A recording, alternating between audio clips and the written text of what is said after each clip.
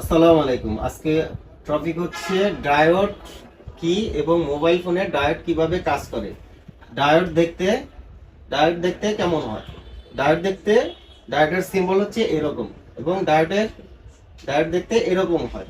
আমরা যদি মোবাইল ফোনে দেখি ডায়োড দেখতে এরকম হয়ে থাকে।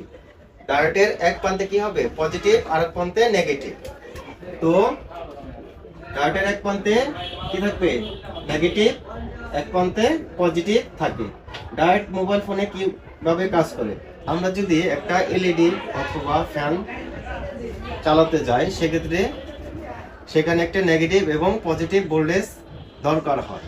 তো ডায়োডের মাধ্যমে কিভাবে পজিটিভ ভোল্টেজ নেগেটিভের ভিতর দিয়ে একটা সেকশনে আউট হয়, তো সেই বিষয়ে আমরা আজকে আলোচনা করব। একটি এলইডি বাল্ব জ্বালানোর জন্য একটি নেগেটিভ এবং পজিটিভ ভোল্টেজ প্রয়োজন হয়। তো ডায়োডের মাধ্যমে কিভাবে পজিটিভ লাইনটা এলইডিতে ইন হবে অথবা প্রবেশ করবে।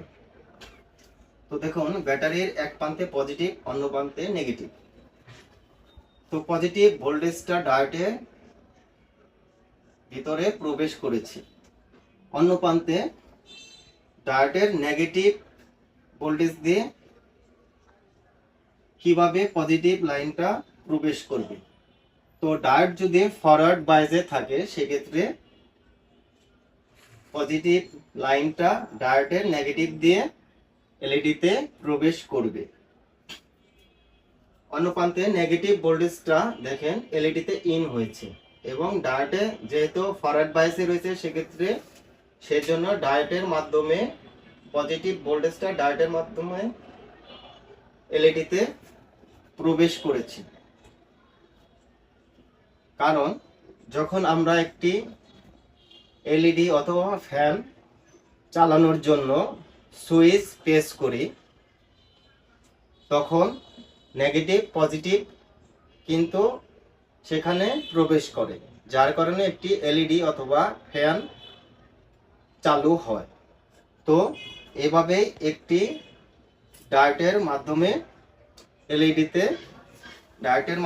এলইডিতে পজিটিভ লাইন প্রবেশ করে। তো ছোট্ট একটি ভিডিওর মাধ্যমে আমরা বুঝতে পারলাম ডায়োডের মাধ্যমে কিভাবে পজিটিভ ভোল্টেজটা নেগেটিভ ভোল্টেজ এর দিয়ে এলইডিতে প্রবেশ করে। তো আমরা আশা করি এই সলিউশনটা বুঝতে পারছি। ধন্যবাদ।